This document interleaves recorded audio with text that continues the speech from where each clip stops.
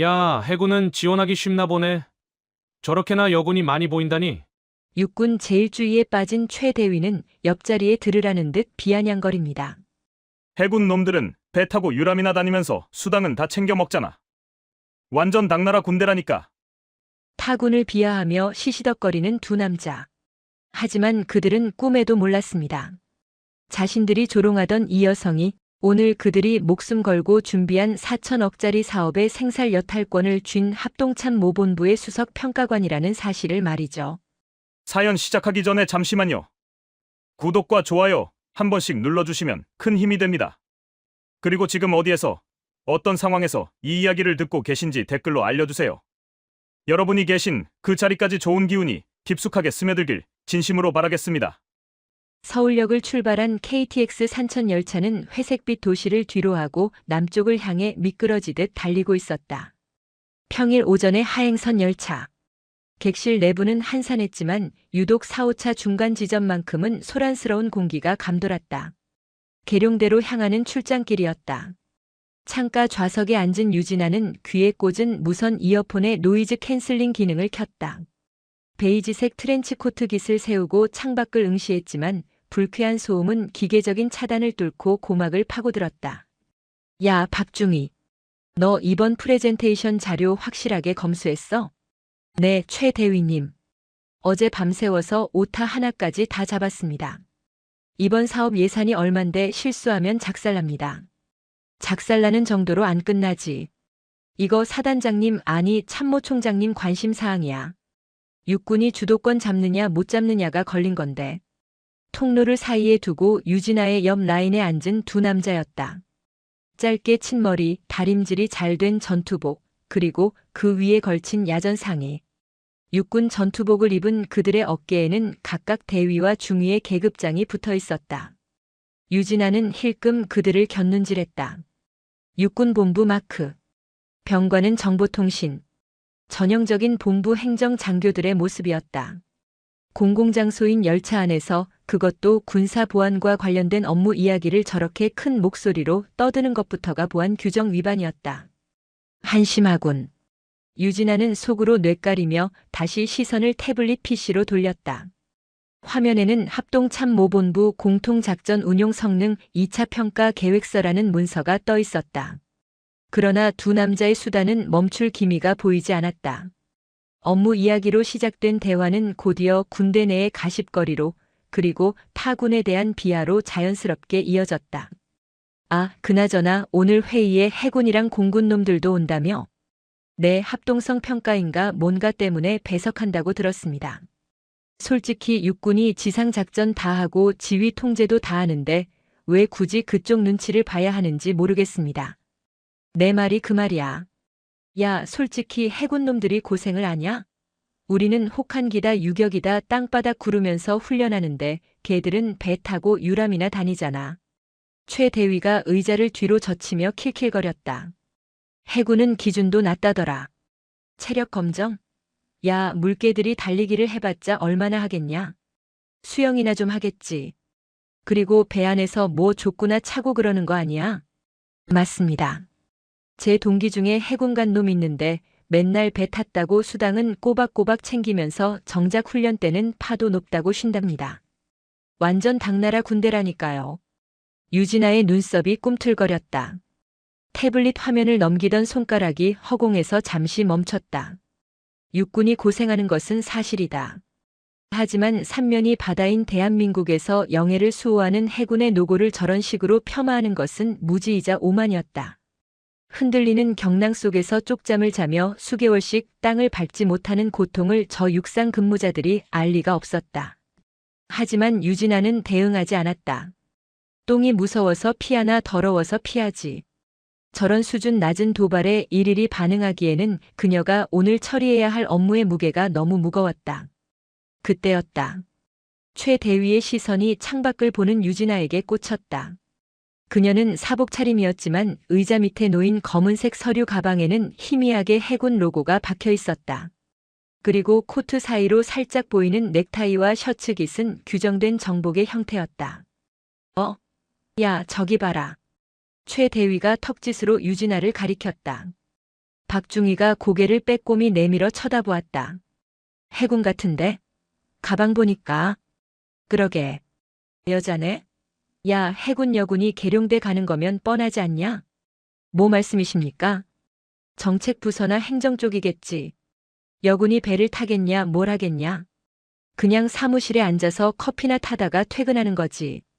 최 대위의 목소리가 의도적으로 커졌다. 들으라는 식이었다. 유진아는 미동도 하지 않고 태블릿 화면만 응시했다. 무시가 최선의 방어라고 생각했다. 그러나 그 침묵은 그들에게 승리감만 안겨준 꼴이 되었다. 야, 박중희. 너 그거 아냐? 여군 장교 선발할 때 체력 검정 기준이 얼마나 낮은지. 아, 들었습니다. 팔굽혀펴기 무릎 대고 한다면서요? 솔직히 그게 군인입니까? 조무사지. 그러니까 말이야.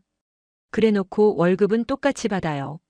남군들은 뼈 빠지게 작업하고 당직 서는데 여군들은 당직도 잘 안 세우잖아. 생색은 다 내고 힘든 건 쏙 빠지고. 오늘 오는 해군 수준도 딱 보이네. 맞춰주느라 우리가 고생 좀 하겠다. 유진아는 태블릿의 전원 버튼을 눌러 화면을 껐다. 검은 화면 위로 자신의 무표정한 얼굴이 비쳤다. 참는데도 한계가 있었다. 그녀는 천천히 고개를 돌려 통로 건너편의 두 남자를 응시했다. 최 대위와 눈이 마주쳤다. 그는 당황하기는커녕 미소를 지으며 유진아를 위아래로 훑어보았다. 코트 때문에 계급장은 보이지 않았다. 하지만 최 대위의 뇌내 망상 속에서 그녀는 이미 갓 임관에서 어리버리한 소위이거나 기껏 해야 중위 정도 되는 하급 장교였다. 나이로 보나 기세로 보나 자신이 위라고 확신하는 눈치였다. 무슨 문제 있으십니까? 최 대위가 삐딱하게 물었다. 유진아는 차가운 목소리로 대답했다. 공공장소입니다. 정숙해 주시죠. 그리고 보안성 내용이 포함된 업무 대화는 자제하시는 게 좋을 것 같습니다. 그녀의 말투는 정중했지만 그 안에 담긴 힘은 날카로웠다. 최 대위의 표정이 순식간에 일그러졌다. 감히 타군에 그것도 여자가 자신에게 훈계를 한다는 사실을 받아들이기 힘든 모양이었다. 이봐요. 우리가 무슨 기밀을 누설했습니까? 그냥 우리 부대 이야기한 건데 그쪽이 무슨 상관이쇼? 그리고 보아하니 초임 장교 같은데 선배가 말하면 그냥 네 하고 듣지 무슨 토를 답니까? 초임 장교라. 유진아는 속으로 헛웃음을 삼켰다. 그녀의 임관 연도는 최 대위가 고등학생일 때였다. 초임인지 아닌지는 중요하지 않습니다. 군인으로서 품위를 지키라는 말씀입니다. 품위? 참나. 야, 박중희. 들었냐? 해군이 육군한테 품위 운운한다.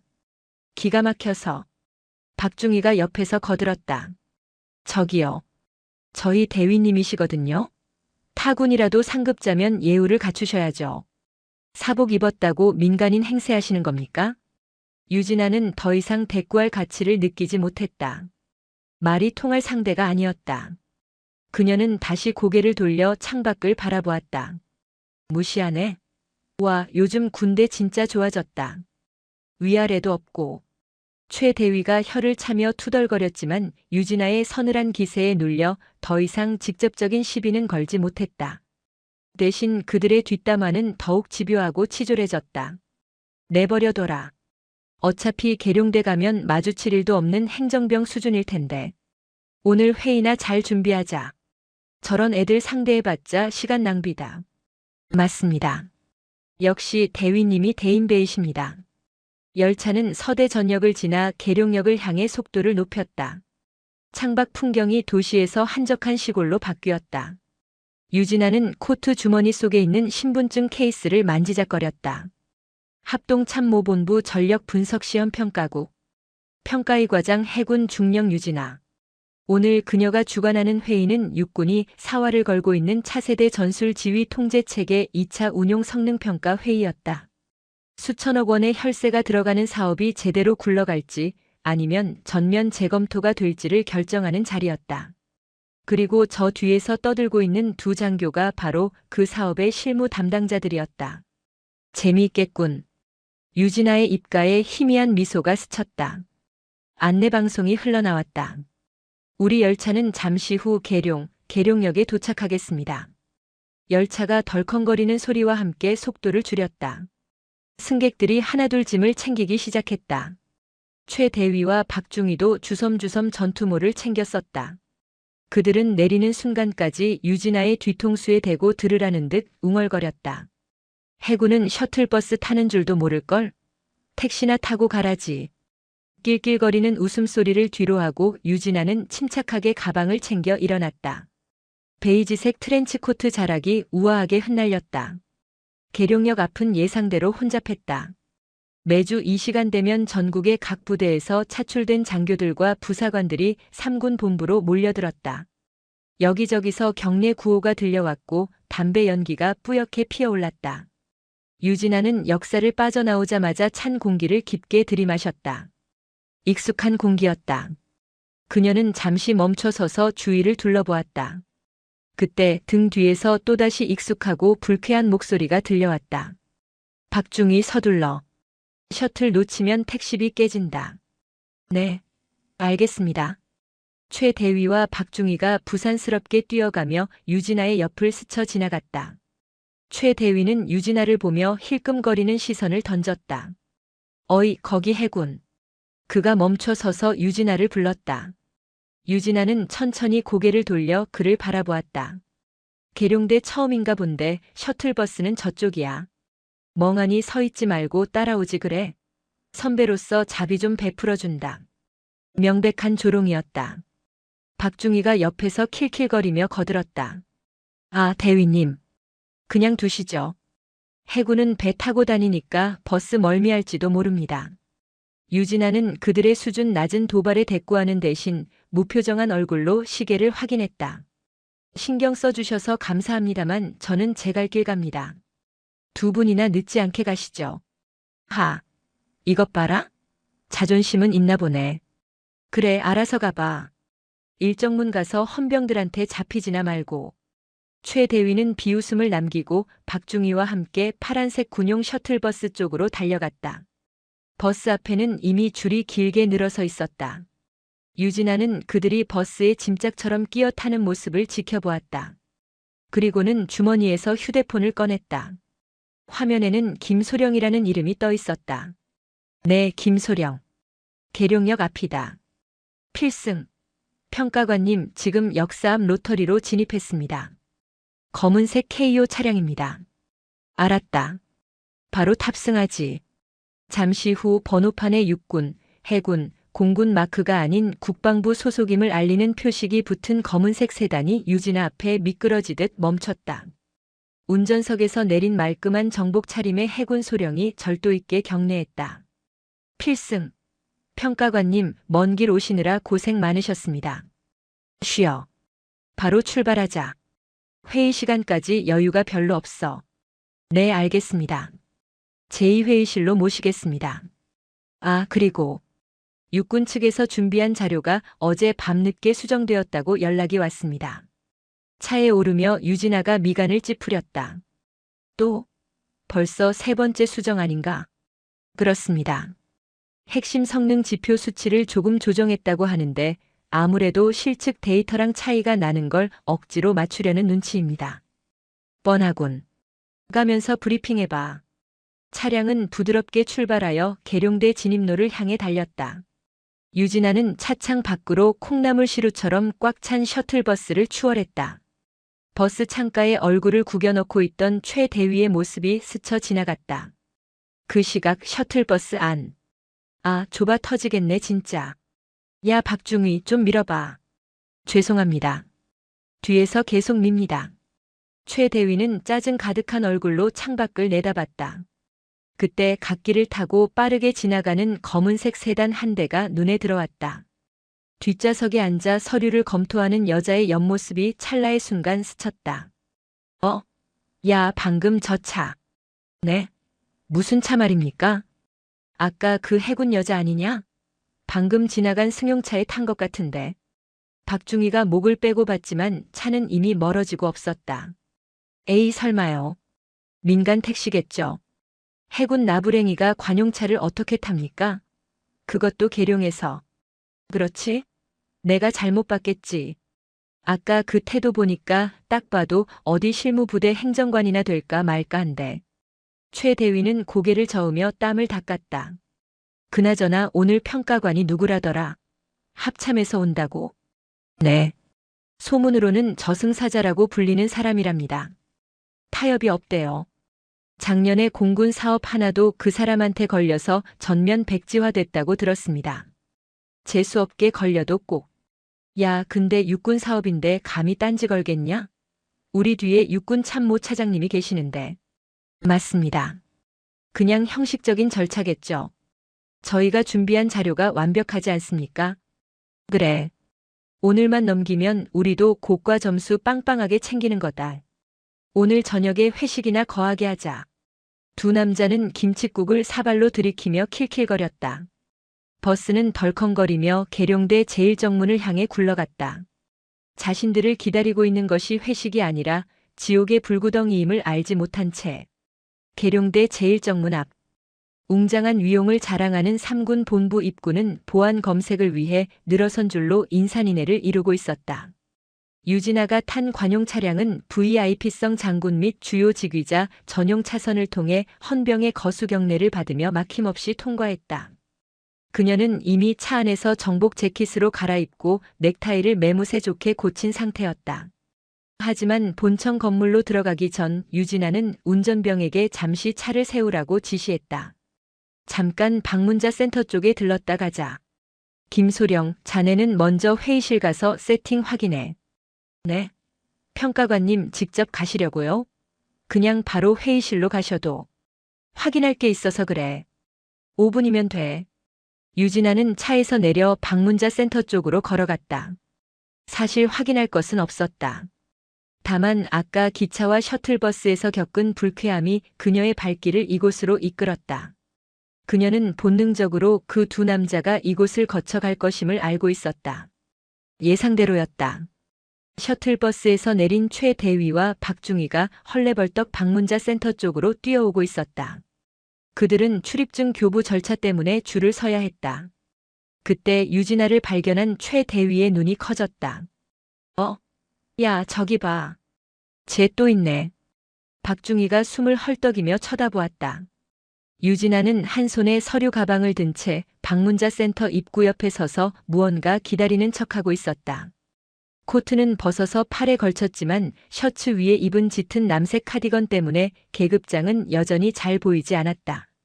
최 대위가 다가오며 씩 웃었다. 꺼봐. 내가 뭐랬냐?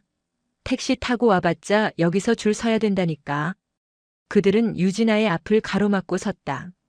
마치 길을 알려주는 척 시비를 걸기 위해서였다. 어이, 해군 아가씨. 출입 신청은 했어?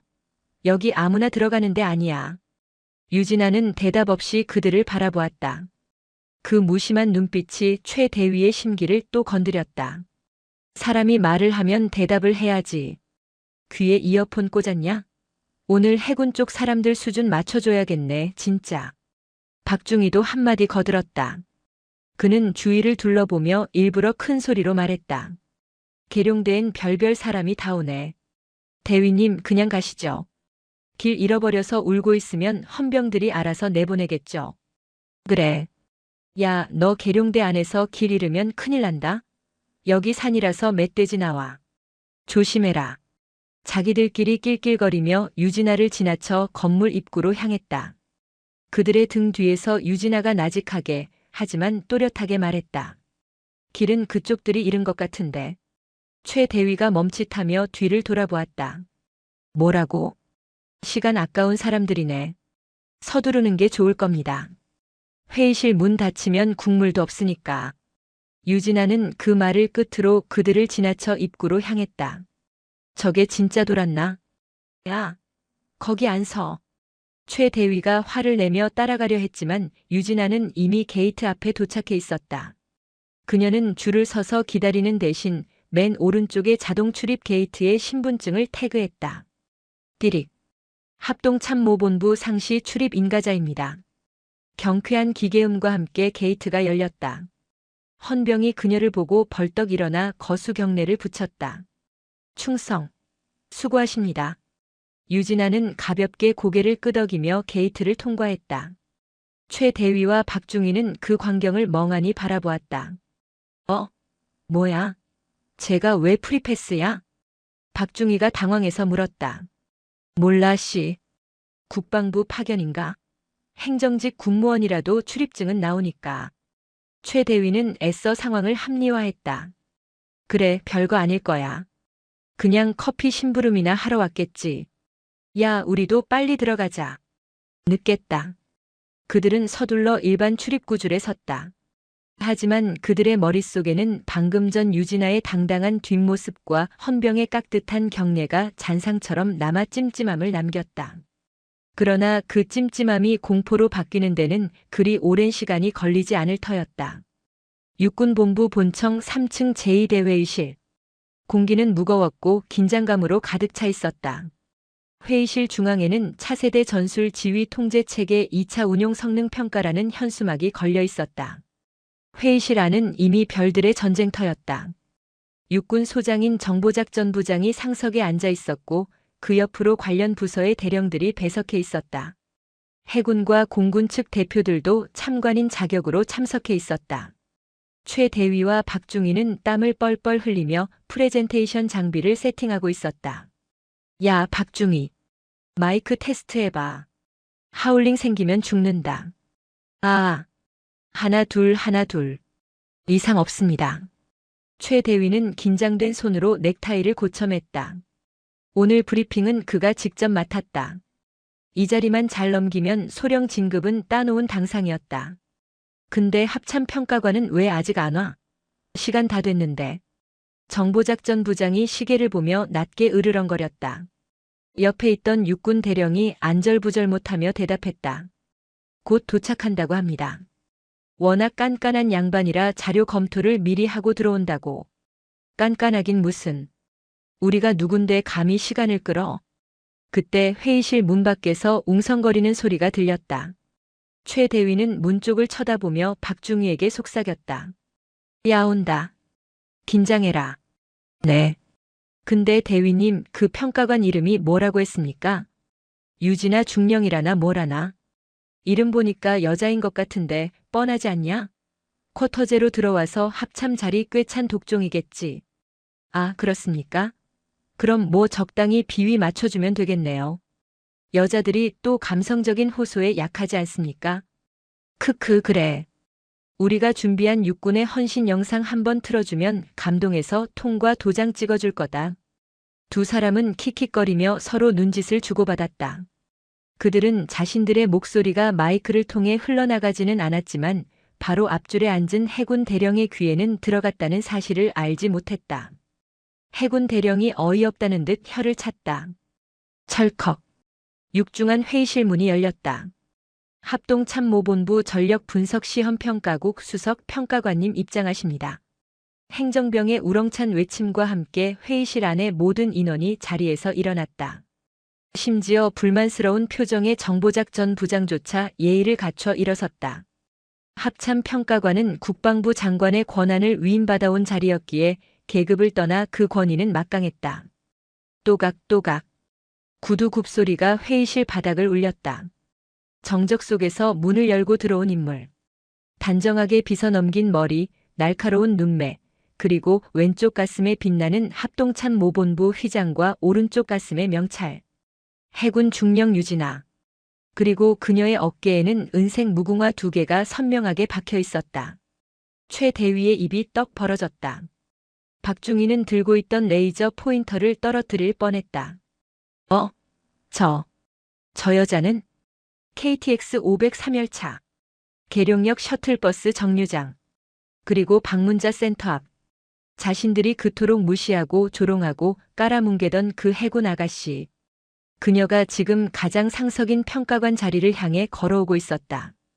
유진아는 회의실 중앙에 멈춰섰다.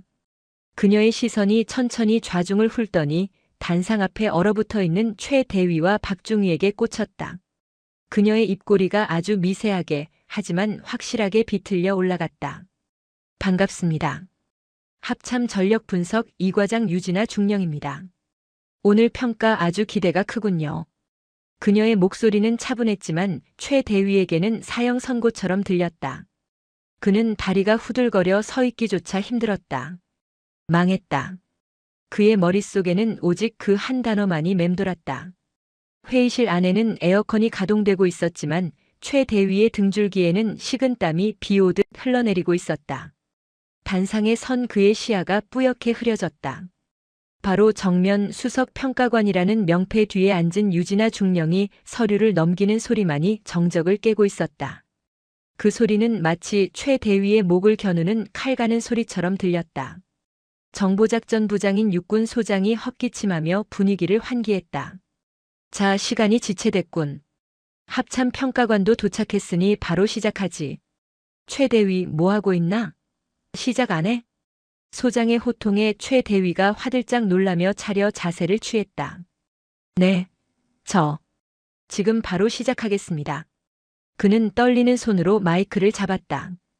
평소라면 자신감 넘치게 내뱉었을 첫 인사말이 목구멍에 걸려 나오지 않았다.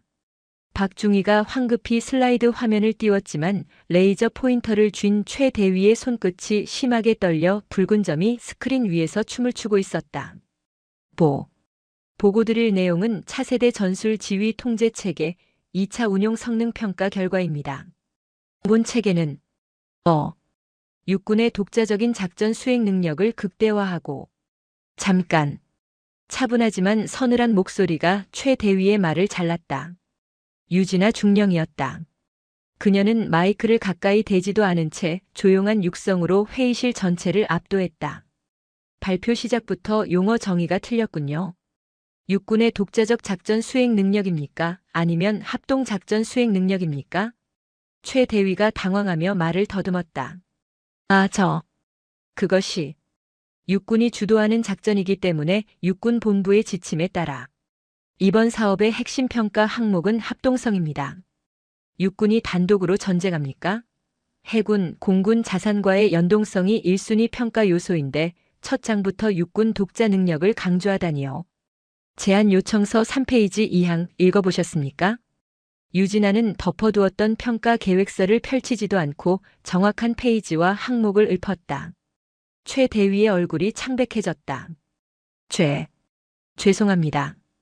그 부분은 서두라서 강조하느라. 강조가 아니라 왜곡이죠. 그리고 발표자가 왜 이렇게 떱니까? 준비가 덜 됐습니까? 아니면 유진아는 안경을 살짝 고쳤으며 안경 렌즈 너머로 최 대위를 뚫어지게 응시했다. 그 눈빛에는 기차 안에서의 모욕을 기억하고 있다는 서늘한 경고가 담겨 있었다. 무언가 찔리는 게 있어서 긴장한 겁니까? 아닙니다. 2페이지로 넘어가겠습니다. 최 대위는 도망치듯 슬라이드를 넘겼다. 하지만 지옥은 이제 시작이었다. 그가 준비한 완벽한 자료들은 유진아의 눈앞에서 휴지 조각처럼 찢겨나가기 시작했다. 통신망 생존성 데이터, 이거 실측치 맞습니까? 유진아의 질문이 다시 날아들었다. 네, 그렇습니다. 지난달 3군단 훈련장에서 측정한. 이상하군요. 제가 알기로 지난달 3군단 훈련 지역은 기상 악화로 헬기 기동이 제한되었습니다. 그런데 데이터에는 공중 중계 노드 가동률이 98%로 나와 있네요. 헬기가 못 뜨는데 중계기가 어떻게 작동했습니까? 혹시 드론이라도 띄웠나요? 그게. 최 대위의 눈동자가 갈 곳을 잃고 흔들렸다. 사실은 기상 악화로 데이터 수집을 못해서 작년 데이터를 적당히 가공해서 넣은 것이었다. 행정직 여군 따위가 알 리 없다고 생각했던 현장의 날씨와 훈련 상황까지 그녀는 꿰뚫고 있었다. 배석한 육군 소장의 표정이 험악하게 일그러졌다. 최 대위, 똑바로 대답 못해? 자네 저번 보고 때는 문제 없다며. 아닙니다, 부장님. 그게 시뮬레이션 수치를 일부 보정한 것입니다. 보정? 유진아의 입꼬리가 올라갔다. 시뮬레이션 수치를 실측치인 것처럼 보고서에 기재하는 걸 육군에서는 보정이라고 부릅니까? 합참에서는 그걸 조작이라고 부릅니다, 대위. 조작이라는 단어가 회의실에 무겁게 내려앉았다. 최 대위의 다리가 풀려 휘청거렸다. 옆에서 노트북을 조작하던 박중희는 겁에 질려 마우스를 쥔 손을 덜덜 떨고 있었다. 그리고 아까 열차에서 그러셨죠? 해군은 기준이 낮아서 편하게 군 생활한다고. 유진아는 펜을 딱 내려놓으며 등받이에 몸을 기댔다. 사적인 감정을 배제하려 했으나 이들의 업무 태도가 워낙 불량했기에 훈계는 필연적이었다. 기준이 낮은 건 해군이 아니라 데이터를 조작하고도 넘어갈 수 있다고 믿는 귀관들의 보안 의식 아닙니까? 육군의 명예를 실추시키는 건 타군이 아니라 바로 당신들 같은 실무자입니다. 최 대위는 숨이 막혀왔다. 그녀는 단순히 꼬투리를 잡는 게 아니었다. 팩트로 뼈를 때리고 논리로 살을 발라내고 있었다. KTX 안에서 낄낄거리며 뱉었던 그 모든 오만방자한 말들이 부메랑이 되어 돌아와 그의 목을 조르고 있었다. 계속해 보시죠. 또 어떤 창의적인 소설을 써오셨는지 드러나 봅시다. 유진아의 차가운 지시에 최 대위는 울고 싶은 심정으로 다음 장을 넘겼다. 하지만 스크린에 뜬 복잡한 통신망 구성도는 이미 그의 구명줄이 아니라 교수대 밧줄처럼 보였다. 회의는 점차 평가가 아닌 일방적인 난타전으로 변해가고 있었다. 최 대위와 박중희가 밤새워 준비했다던 그리고 오타 하나까지 다 잡았다고 자부했던 프레젠테이션 자료는 유진아의 날카로운 분석 앞에서 너덜너덜해졌다. 15페이지 해안경계 부대와의 데이터 링크 연동성 부분입니다. 유진아가 레이저 포인터로 스크린의 한 구석을 가리켰다. 육군 경비정 및 해안 레이더와의 연동은 완벽하다고 되어 있군요. 그런데 해군 함정과의 직접 통신은 왜 추후 개발로 미뤄뒀습니까? 최 대위는 이미 땀으로 목욕을 한 상태였다. 혀가 말라붙어 입천장에 쩍쩍 달라붙었다. 해군 함정의 통신 체계와 육군의 주파수 대역이 달라서 기술적인 난이도 때문에 2단계 사업으로 분류했습니다. 기술적 난이도요? 유진아가 헛웃음을 터뜨렸다. 박중희. 그녀가 갑자기 박중희를 호명했다. 멍하니 있던 박중희가 소스라치게 놀라며 일어났다. 네. 중희 박민수. 귀관, 아까 열차 안에서 그랬죠. 해군이 당나라 군대라고. 배 타고 유람이나 다닌다고. 박중희의 얼굴이 흑빛이 되었다. 육군 소장을 비롯한 모든 고위 장교들의 시선이 박중희에게 꽂혔다. 소장의 눈에서 살기가 뿜어져 나왔다. 그 유람 다니는 해군 함정들은 이미 3년 전부터 3군 합동 데이터 링크를 운용 중입니다. 육군이 기술적 난이도 핑계대며 미루고 있는 걸 해군은 이미 실전 배치해서 쓰고 있다고요. 그런데 육군 통신 장교라는 사람들이 그걸 모르고 추후 개발이라고 써놨습니까?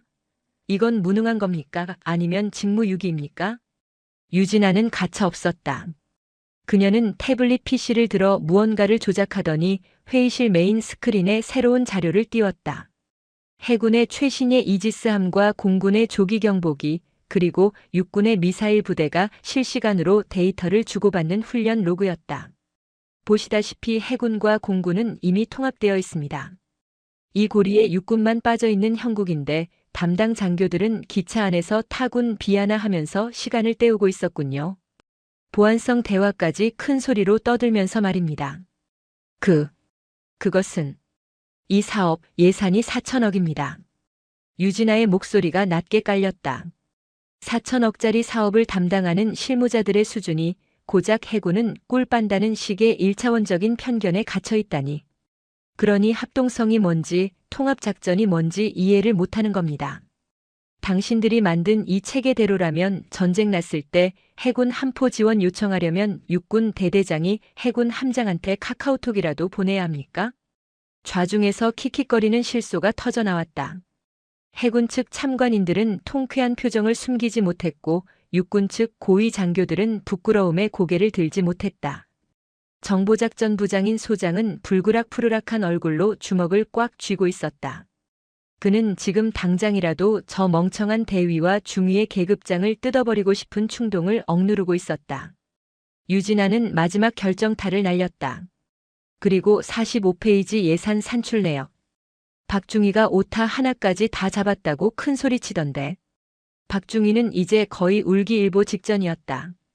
단가 산출 근거가 작년 환율 기준이네요. 지금 환율이 얼마나 올랐는데 작년 기준으로 잡습니까? 이러면 사업 착수하자마자 예산 부족으로 중단됩니다. 기본 중에 기본도 확인 안 하고 보고서를 올립니까? 이게 당신들이 말한 육군 엘리트의 수준입니까? 죄송합니다. 시정하겠습니다. 시정으로 될 문제가 아닙니다. 이 보고서는 신뢰성을 완전히 상실했습니다. 유진아는 가져온 서류철을 탁 덮어버렸다. 그 소리가 마치 판사의 의사봉 소리처럼 회의실을 울렸다. 이따위 엉터리 자료로 합참 승인을 받으러 오다니. 저를, 아니 합동참모본부를 뭘로 보신 겁니까? 그냥 와서 도장이나 찍어주는 거수기인 줄 알았습니까? 최 대위는 고개를 푹 숙인 채 아무 말도 할 수 없었다. 그의 오만함은 바닥에 떨어져 짓밟혔고 그가 믿었던 육군 제1주의는 실력 없는 자들의 허상임이 만천하에 드러났다. 잠시 정회하겠습니다. 10분 뒤에 평가 결과를 종합하여 통보하겠습니다. 육군 측은 변명할 시간이라도 가지시죠. 유진아는 냉정하게 선언하고 자리에서 일어났다. 그녀가 회의실을 빠져나가자마자 폭풍우가 몰아칠 듯한 침묵이 깨졌다. 유진아가 회의실 옆에 마련된 평가관 대기실로 사라지자마자 회의실 문이 닫혔다. 그리고 그 안에서 천둥 같은 고함이 터져나왔다. 야, 이 새끼들아. 정보작전부장이 자리를 박차고 일어나 단상으로 뛰어 올라갔다. 그는 들고 있던 지휘봉으로 단상을 내리쳤다. 팍! 하는 소리와 함께 지휘봉이 부러져 나갔다. 너희들이 제정신이야. 데이터를 조작해? 거기다 합참평가관 앞에서 타군 비하를 했다고. 그것도 기차 안에서 다 들리게. 죄송합니다. 부장님, 죽을 죄를 지었습니다. 최 대위와 박중희는 바닥에 머리를 박을 기세로 90도로 허리를 숙였다. 소장은 넥타이를 거칠게 풀어헤치며 씩씩거렸다. 너희 때문에 육군 망신을 아주 개망신을 줬어. 4천억짜리 사업 날아가게 생겼다고. 내 얼굴에 먹칠을 해도 유분수지 감히 어디서 그따위 저질스러운 언행을 하고 다녀. 옆에 있던 대령이 조심스럽게 소장을 말렸다. 부장님, 일단 고정하십시오. 밖에서 다 듣습니다. 듣게 놔둬. 아주 군복을 벗겨버려야 정신을 차리지. 소장은 분을 사귀지 못하고 씩씩대다가 최 대위를 노려보았다. 너 지금 당장 가서 빌어. 무릎을 꿇든 대가리를 박든 어떻게든 평가관 마음 돌려놔. 만약 오늘 부적합 판정 나오면 너희 둘은 군법 회의 갈 줄 알아. 알았어. 네. 알겠습니다. 당장 다녀오겠습니다. 최 대위와 박중희는 도망치듯 회의실 뒷문으로 빠져나왔다. 복도로 나온 최 대위는 다리가 풀려 벽을 짚었다. 얼굴은 사색이 되어 있었고 입술은 파르르 떨렸다. 대위님, 어떡합니까? 저희 진짜 영창 가는 거 아닙니까? 박중희가 울먹이며 물었다. 시끄러. 빨리 따라와. 대기실 가서 빌어야지. 두 사람은 평가관 대기실 앞으로 달려갔다. 문 앞에는 해군 소령이 굳건히 지키고 서 있었다. 김소령님. 평가관님께 잠시 드릴 말씀이 있어서 왔습니다. 한 번만 뵙게 해주십시오. 최 대위가 비굴한 웃음을 지으며 부탁했다. 아까 셔틀버스 정류장에서 유진아에게 택시나 타고 가라고 비웃던 그 기세는 온데간데 없었다. 김소령은 차가운 눈으로 그들을 내려다보았다. 평가관님께서는 휴식 중이십니다. 그리고 평가 중에 사적인 접촉은 오해를 살 수 있어 금지되어 있습니다. 아니, 제발 좀 부탁드립니다. 저희 목숨이 달린 일이라서 그럽니다. 잠깐이면 됩니다. 네? 최 대위가 거의 매달리듯 사정했다. 그때 대기실 안에서 유진아의 목소리가 들려왔다. 들여보내세요. 김소령이 잠시 망설이다가 문을 열어주었다. 들어가십시오. 용건만 간단히 하시는 게 좋을 겁니다. 대기실 안으로 들어선 두 사람은 소파에 앉아 차를 마시고 있는 유진아를 보았다. 그녀는 그들을 쳐다보지도 않고 찻잔만 응시하고 있었다. 평가관님, 정말 죄송합니다. 최 대위와 박중희가 동시에 큰 소리로 외치며 고개를 숙였다. 저희가 미쳤었습니다. 눈이 삐어서 평가관님을 못 알아보고 입이 방정이라 쓸데없는 소리를 짓거렸습니다. 한 번만 용서해 주십시오. 못 알아봤다면 용서가 됩니까? 유진아가 찻잔을 내려놓으며 천천히 고개를 들었다. 제가 합참 평가관이 아니라 진짜 갓 임관한 해군 소위였다면 혹은 힘없는 민간인 여성이었다면 당신들의 그 무례함은 정당화되는 겁니까? 아닙니다. 절대 아닙니다. 저희가 생각이 짧았습니다. 짧은 게 아니라 썩은 거겠죠. 유진아는 자리에서 일어나 그들 앞으로 다가갔다. 두 남자는 저도 모르게 뒷걸음질 쳤다. 당신들은 오늘 저에게 실수한 게 아닙니다. 제 군복에 그리고 지금 이 순간에도 거친 파도와 싸우며 영해를 지키는 수만 명의 해군 장병들에게 침을 뱉은 겁니다. 그녀의 목소리에는 분노보다 더 깊은 경멸이 담겨 있었다. 사적인 사과는 받지 않겠습니다. 공적인 평가는 공적으로만 처리합니다. 나가보세요. 평가관님 제발. 이번 사업 부적합 나오면 저희는 끝입니다. 살려주십시오. 시키시는 건 뭐든지 하겠습니다. 최 대위가 눈물 콧물을 쏟으며 애원했다. 박중희도 옆에서 손이 발이 되도록 빌었다. 유진아는 차갑게 그들을 내려다보았다. 시키시는 건 뭐든지 하겠다고요? 네, 뭐든지 하겠습니다. 그럼 군인답게 책임을 지세요. 그게 당신들이 할 수 있는 유일한 일입니다. 유진아는 단호하게 등을 돌렸다. 김소령, 회의 재개한다고 전해. 그녀의 뒷모습은 거대한 벽처럼 보였다. 최 대위와 박중희는 바닥에 주저앉을 뻔한 다리를 억지로 지탱하며 절망적인 표정으로 대기실을 나갔다. 그들에게 남은 것은 파멸뿐이었다. 오후 4시 30분. 약속된 정회 시간이 끝나고 다시 회의실에 무거운 정적이 감돌았다. 공기는 이전보다 훨씬 차갑고 날카로웠다. 최 대위와 박중희는 죄인처럼 고개를 푹 숙인 채 단상 한 구석에 서 있었다. 그들의 등 뒤는 이미 식은 땀으로 흥건히 젖어 전투복색이 진하게 변해 있었다. 정보작전부장을 비롯한 육군 측 고위 장교들의 표정은 굳어 있었다. 그들은 이미 직감하고 있었다. 이번 판이 완전히 깨졌다는 것을. 유진아가 다시 평가관석에 앉았다. 그녀는 천천히 안경을 벗어 닦은 뒤 다시 착용했다. 그 일련의 동작 하나하나가 최 대위에게는 숨막히는 고문이었다. 총평을 시작하겠습니다. 유진아의 건조한 목소리가 마이크를 타고 회의실 전체에 울려 퍼졌다. 본 사업 차세대 전술 지휘 통제 체계 2차 운용 성능 평가는 우리 군의 미래 합동 작전 능력을 좌우할 중대한 사안입니다. 따라서 본 평가관은 기술적 완성도뿐만 아니라 운용 주체의 합동 작전 수행 의지 또한 핵심 평가 요소로 고려하였습니다. 그녀는 서류 한 장을 집어들었다. 기술적 평가. 통신망 생존성 데이터 조작 의심, 예산 산출 근거의 오류, 타군 자산과의 연동성 미비. 이것만으로도 본 사업은 전투용 부적합 판정을 피하기 어렵습니다. 전투용 부적합. 군무기 체계 평가에서 나올 수 있는 최악의 결과였다. 수천억 원의 예산이 투입된 사업이 이 판정 하나로 공중분해될 위기에 처한 것이다. 정보작전부장의 얼굴이 흑빛이 되었다. 하지만 유진아의 시선이 최 대위와 박중희를 향했다.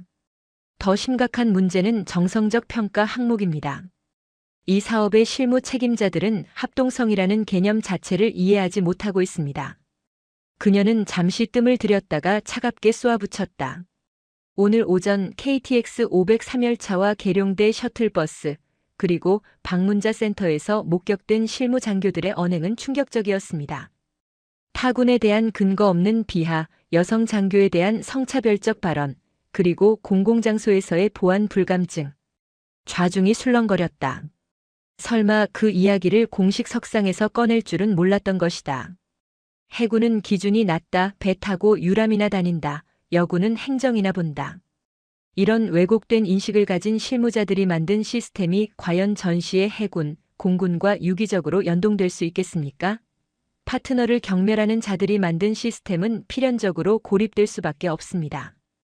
유진아는 펜을 들어 평가서 맨 마지막 장에 서명했다. 펜촉이 종이를 긁는 소리가 사형 선고처럼 들렸다. 따라서 합동참모본부 전력분석시험평가국은 본 사업에 대해 전투용 부적합 판정을 내림과 동시에 해당 실무진의 전면 교체 및 재발 방지 대책이 수립되기 전까지 사업의 전면 보류를 건의합니다. 꽝. 망치가 내려쳐졌다. 최 대위는 다리에 힘이 풀려 그 자리에 주저앉고 말았다. 박중희는 소리 없이 눈물만 흘리고 있었다. 이상입니다. 유진아가 서류를 덮었다. 완벽하고도 잔인한 그러나 더할 나위 없이 공정한 판결이었다. 회의가 종료되고 유진아와 해군 참관단이 퇴장하자마자 회의실 문이 굳게 잠겼다. 폭풍은 유진아가 나간 직후에 터졌다. 이게만도 못한 새끼들아. 참고 참았던 정보작전부장이 폭발했다.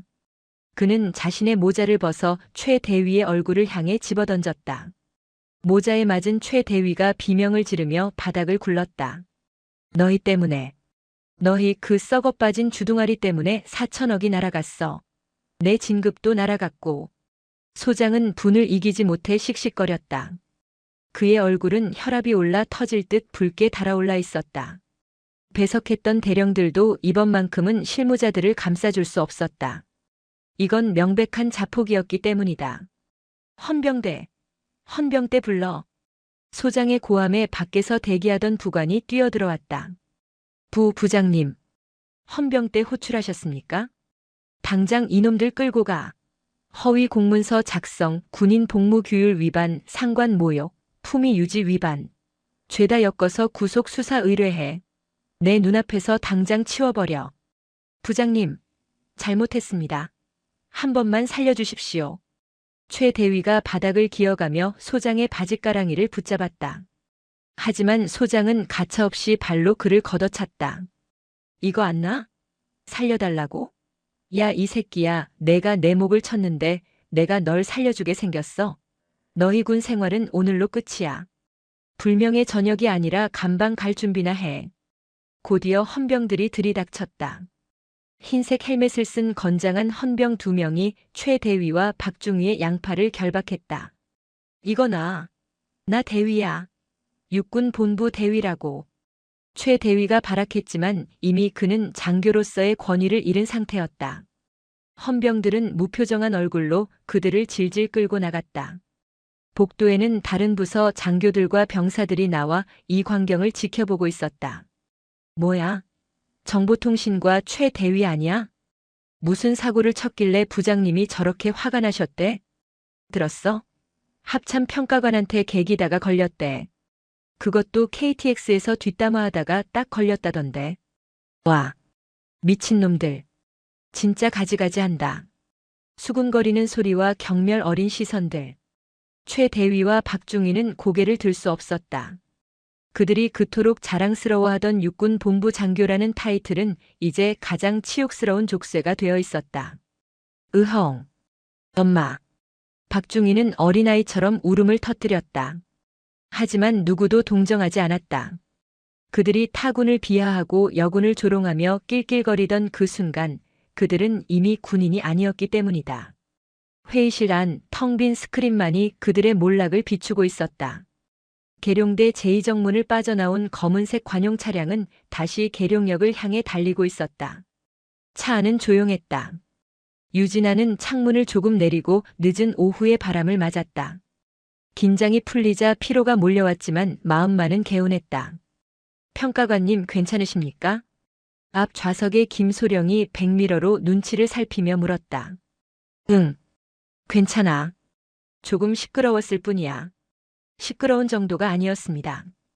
육군 쪽 난리가 났답니다. 방금 정보 소식통에 따르면 해당 장교 2명은 긴급 체포되어 수사단으로 이송됐다고 합니다. 그렇군. 유진아는 담담하게 대답했다. 그녀가 원한 것은 복수가 아니었다. 그저 군대가 군대답게 돌아가는 것. 무능과 오만이 실력을 덮지 않는 것. 그것뿐이었다. 계룡역에 도착한 유진아는 김소령을 돌려보내고 대합실로 들어갔다. 서울행 KTX 열차를 기다리는 동안 그녀는 자판기 커피 한 잔을 뽑았다. 종이컵에서 피어오르는 따뜻한 김을 바라보며 그녀는 아침의 일을 회상했다. 해군은 기준이 낮다더라. 여군은 어차피 행정직만 하잖아. 그들의 말은 틀렸다. 기준은 낮지 않다. 다만 그 기준을 지키는 방식이 다를 뿐이다. 보이지 않는 바다에서 좁은 함정에서 레이더 화면 앞에서 묵묵히 자신의 자리를 지키는 그 모든 기준들이 모여 이 나라를 지탱하고 있었다. 선배? 그때 누군가 그녀를 불렀다. 고개를 돌려보니 해군 정복을 입은 동기 이중령이 다가오고 있었다. 이중령. 여기서 보네? 자네도 출장인가? 응. 예산회의 때문에. 너 오늘 육군 쪽 뒤집어 놨다며? 소문이 여기까지 파다해. 합참의 저승사자가 계룡대에 강림했다던데? 이중령이 킬킬거리며 농담을 던졌다. 유진아는 픽 웃으며 커피를 한 모금 마셨다. 저승사자는 무슨. 그냥 청소 좀 하고 가는 길이야. 먼지가 너무 쌓여 있길래. 멋지다 유진아. 역시 수석 졸업은 다르네. 덕분에 우리 해군 쪽 사기가 아주 하늘을 찌른다. 고맙다. 고맙긴. 밥이나 사. 안내방송이 흘러나왔다. 서울행 KTX 열차가 들어오고 있습니다. 유진아는 빈 종이컵을 쓰레기통에 버리고 가방을 챙겼다. 승강장으로 내려가는 그녀의 발걸음은 올 때보다 훨씬 가벼웠다. 열차에 오른 그녀는 자신의 자리를 찾아 앉았다. 4호차 7호석. 공교롭게도 아침에 앉았던 그 자리였다. 하지만 이제 통로 건너편 8시, 8D석은 비어 있었다. 시끄럽게 떠들던 두 남자는 없다. 그 빈자리가 주는 고요함이 평화로웠다. 유진아는 창밖을 바라보았다. 붉게 물드는 노을 사이로 계룡산의 능선이 스쳐 지나갔다. 군복을 입는다는 건 그 무게를 견딘다는 것. 그녀는 마음속으로 되뇌며 다시 이어폰을 귀에 꽂았다. 이번에는 노이즈 캔슬링을 켤 필요가 없었다. 방해하는 소음은 이제 어디에도 없었으니까. 열차는 어둠이 내리기 시작한 도시를 향해 거침없이 질주했다.